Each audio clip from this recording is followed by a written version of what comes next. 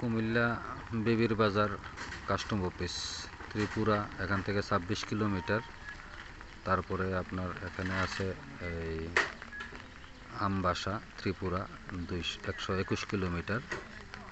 তা এটা হচ্ছে ইন্ডিয়া যাওয়ার রাস্তা। মূল এদিক দিয়ে ক্রসিং করে আপনার ভিসা দেখে কাস্টম অফিসে পাস নিয়ে তারপরে যাইতে হয়। হ্যাঁ, আর এই বাম পাশে হলো আপনার গোমতী নদী। এই যে এটাই হচ্ছে গোমতী নদী। এই বড় বড় গাছগুলির আড়ালে ওই দিক দিয়ে আছে গোমতী নদী আছে। গোমতী নদীটা এদিকে। হ্যাঁ, এইগুলির ওই পাশটাই হলো ইন্ডিয়া।